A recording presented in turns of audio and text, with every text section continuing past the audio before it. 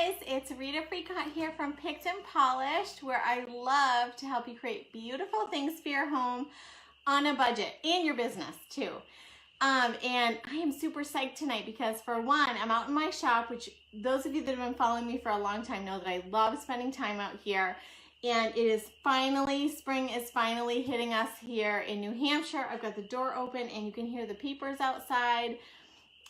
So if that's getting annoying, let me know. Say hi if you've joined me tonight, and be sure to check out the description box because I've decided that we are going to be closing our membership group on May 13th, which is a Monday, because we already have over 50 people in there, and I am so super excited about that.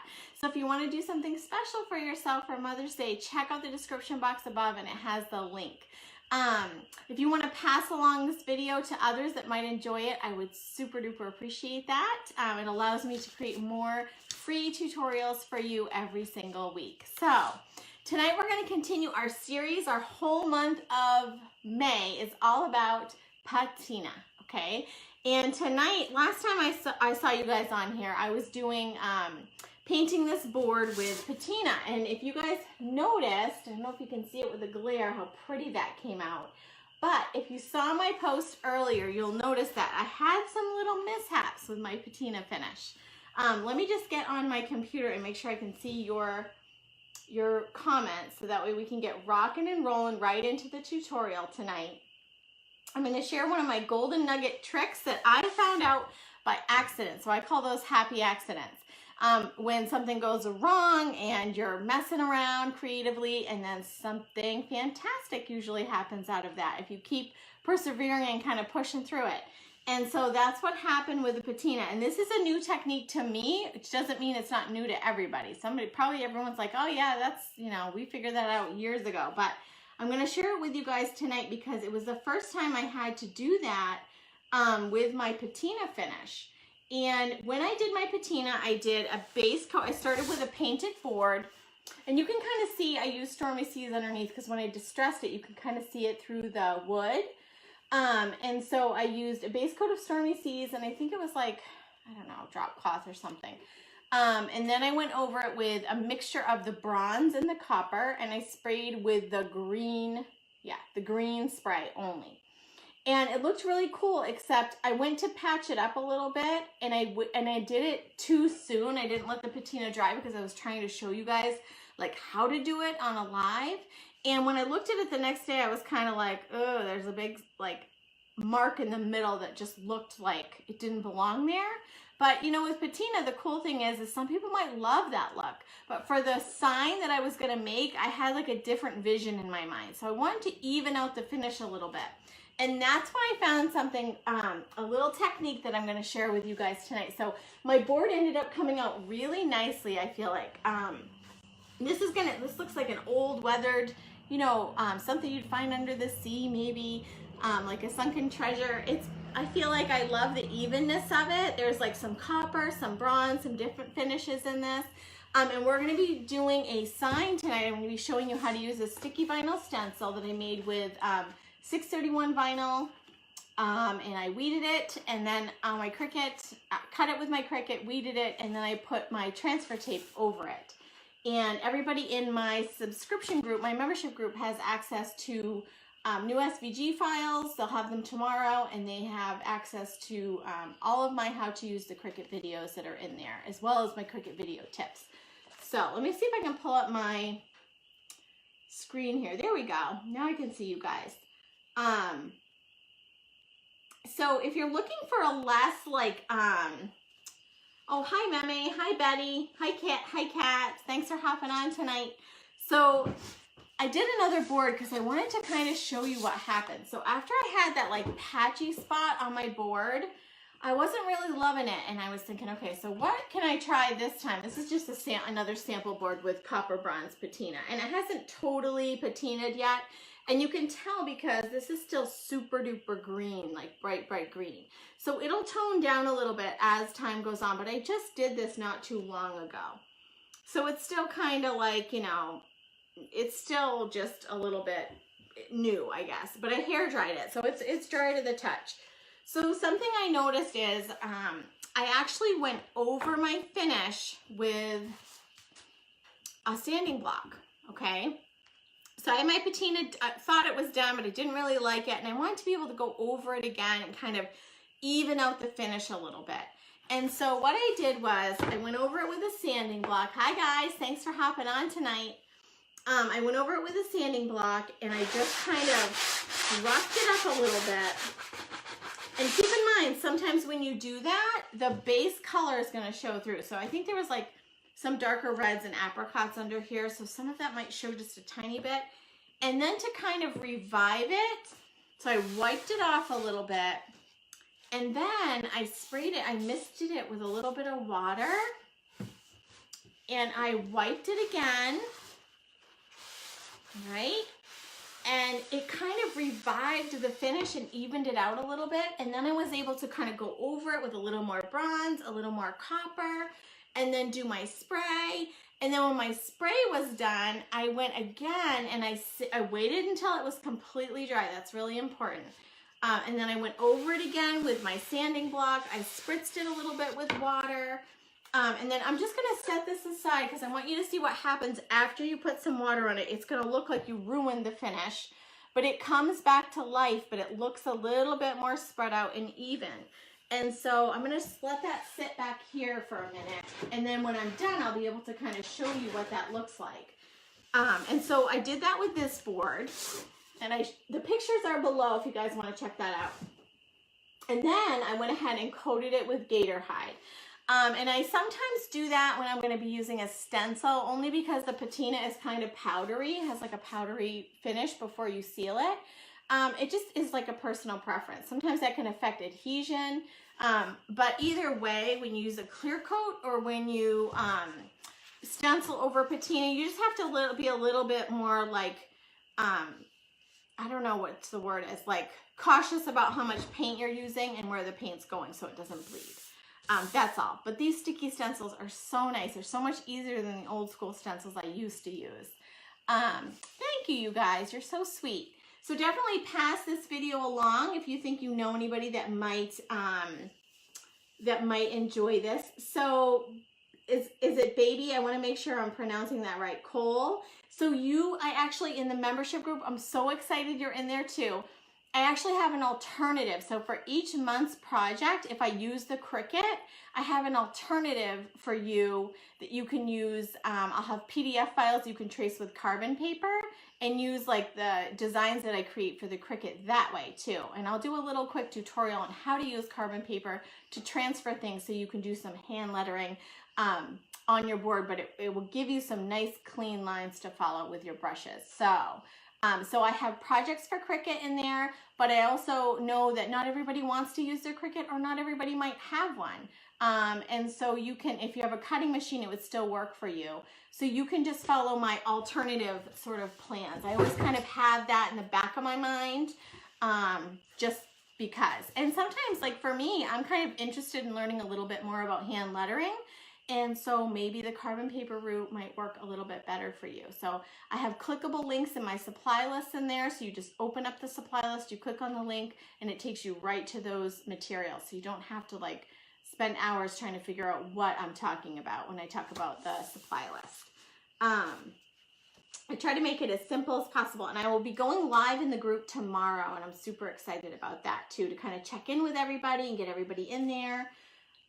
We still have some people that have signed up that need to hop in. So if you're one of those people that have signed up on my website, you have your own private page on my membership page, but then you can also make sure you go over to make sure you watch the welcome video first. And that'll instruct you to go over to my Facebook page, the private page, and it'll show you how to request to join that group.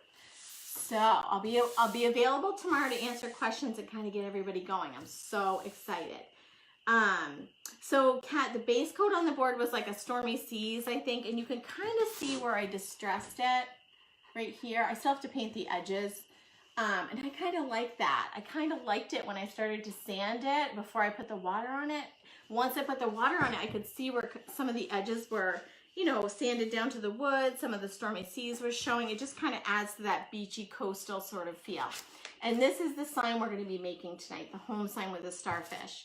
If you're in the group, you'll be getting all your SVG files ready to go tomorrow and your PDF files in case you're someone who wants to do like the alternative project. All right, so we're going to go ahead. Can you guys see this okay? I feel like I need to pull back my seat a little bit. Okay, make sure you guys can see.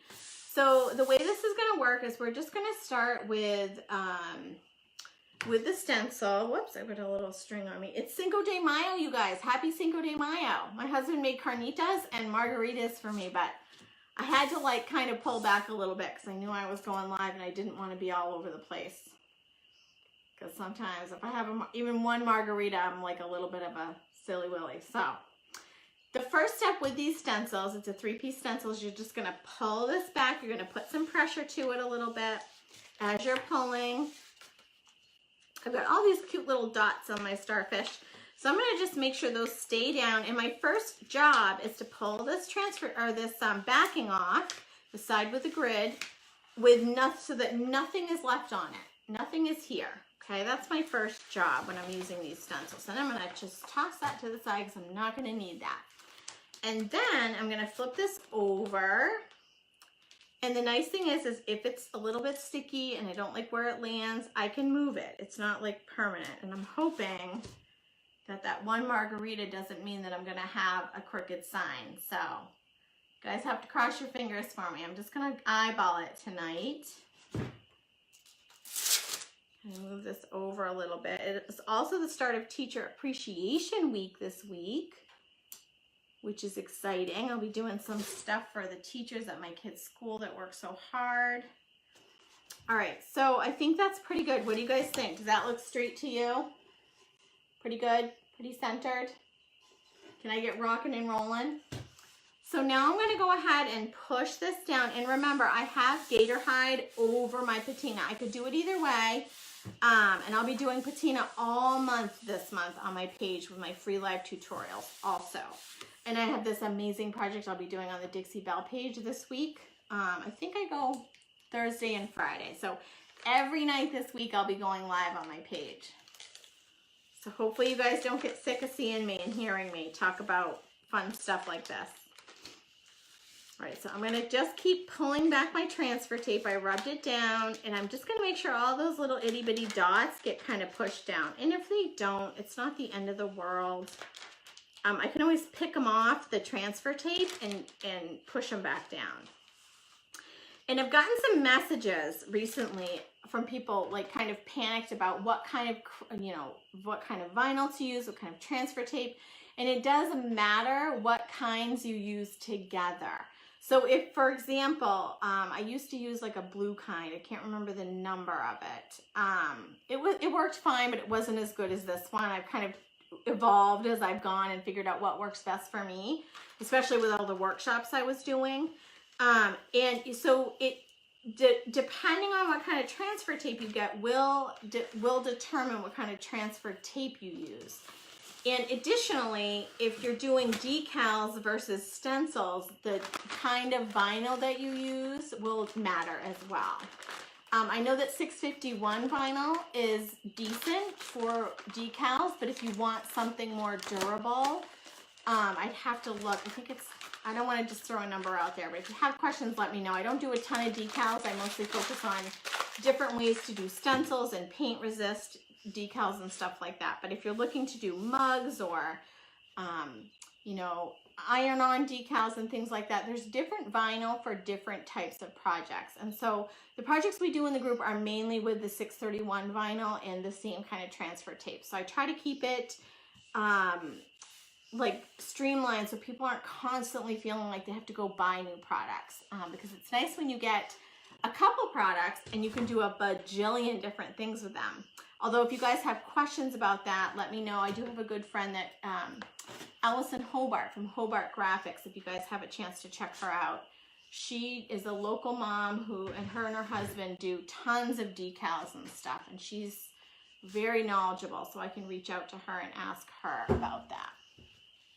Okay, So I've got my stencil down, and I'm going to keep in mind that I have some texture to my board because of the patina, and I also have gator hide on here. So whenever you have a clear coat underneath your sticky vinyl stencil, you have to be a little bit more mindful about how much, you know, paint you're using at once. My recommendation is less is more. You can always go back with more paint. But I think for this one, because I really want to go for that distressed look, I'm going to do like a dry brush over the letters so that they look like they were distressed, but they're not actually distressed. I want some of that yummy patina kind of showing through. So you can see here, I'm using very like light amounts of paint. I'm just going to set this down. Let me know if you guys can't see this okay, and I'll adjust it. I want a little bit of that patina showing through.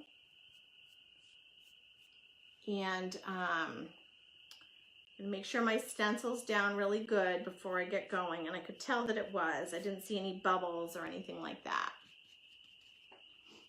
So I'm gonna keep. And typically in my group, I do things with, like if you have a silhouette, you could still use my SVG files that I give out. It doesn't have to be a Cricut. But all of my classes on how to like design are in design space for the Cricut. So if you already know how to do all that, you can still do all the projects we do in the membership group. And doors are going to close on Monday, not this Monday, next Monday. So hop on in there. I'm not sure if the price will definitely be going up at some point. It's only $17 right now, and I give you a lot for that. So eventually that price is going to shoot up. So once you sign in, once you sign up, you get that $17 price for the life of your membership. Unless you leave and want to come back, then you have to pay whatever the going rate is. And I also will be giving everybody in the group this week 20% off of Dixie Belle Patina, which I'm super excited about. And they get free shipping. Everybody gets free shipping over $50 anyway on my website. So that's going to be a huge savings for the people in my group if they decide to buy any patina products. But the project this month, they don't have to have patina for it. They can just use the Dixie Belle paint or whatever they've got on hand. So again, we're all about trying to do the most with what we have, because sometimes all it takes is just having a few really good products on hand, and you can do a million different things with them. You don't have to spend a ton of money to do it. So here it is, all painted, and you can see I didn't really give it like super heavy coverage. Throw me some hearts if you think I should go ahead and pull this up. If you think it's ready, or if you think I should add a little more paint. I'm excited to see the contrast of the letters with the patina background. And then tomorrow, like I usually do, I will go ahead and stage this piece and take a pretty picture of it so you can see it in the, you know, in the natural light, because it always looks different when I'm on camera at night. It's kind of, you know, like the glare and everything. So tomorrow, look at all those beautiful hearts. Okay, so tomorrow I will stage it and post a picture, so be sure to check back. I'm really hoping I did this straight, you guys, because let me look again. I did have that margarita earlier today. Okay, let's see. Here we go. We're going to pull it off. Normally I say, you know, leave it until it's dry, but nah, we're live. We're just going to give it the heave-ho. All right. I kind of fly by the seat of my pants when I'm going live. All right. And the lines are still super crisp. It looks just like I would hope it would look. And then what I can do is I can go back and pull off all these little dots, which is going to kind of be like the highlight. Like all these little details sometimes are what kind of make it feel a little bit special. Gives it a little bit more dimension. And if I wanted to dirty up the letters, I could even go over the finish with a little bit of the, any of the Dixie Belle Best Dang waxes.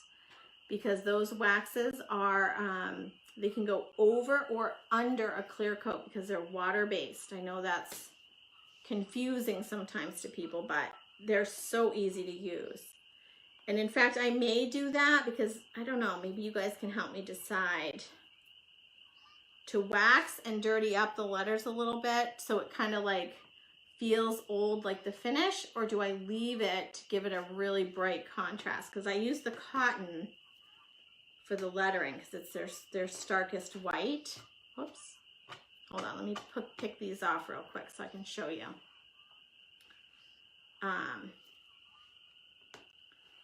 let's see here. Yeah, so I'll be going live all this week. So if you guys have questions about patina or any specific finish, please let me know so I can maybe do a quick little video on it. So what do you guys think? Should I do like after this dries tomorrow, should I add a little bit of maybe the brown antiquing wax, the best dang wax, or leave it the stark white? What do you guys think? Decisions. You guys have to help me decide. Whatever gets the most votes by the end of tonight, I will do. So if you guys comment like wax or no wax, then before I go to bed tonight, I'll look through and decide. Can you hear the geese out there? Man, it's so nice to have like the door open and warm air coming in. And definitely let me know if you guys have any questions. Pop your questions into the comment section and I will go through and definitely answer them. And if I don't get to them tonight, I'll get to them tomorrow. So if you have already booked your spot in the DIY Decor Makers group, yay, I'm so excited. But definitely hop over to our Facebook group, private Facebook group. There's a how-to video on the members page on my website once you log in. And it will walk you through the process. But definitely if you have any questions, let me know. I want you guys inside that Facebook group too, because that's where all the fun like chatter and encouragement and where the group challenges and all of the, I have the content in both places. You have all the videos and supply list there, and you also have them on your members page on the website. So thanks for hopping on tonight, guys. I hope you have a wonderful Cinco de Mayo. Happy Cinco de Mayo. And I'll see you guys again tomorrow night live. I think around 8, maybe 8:30. I'll post it and let you guys know ahead of time. Thanks, guys. Bye. Seriously, I need a remote. I see this every time. Maybe I'll do a quick close-up for you. Look how pretty that patina is. Can you guys see how yummy that is? Ooh la la. Bye, guys. Have a great night.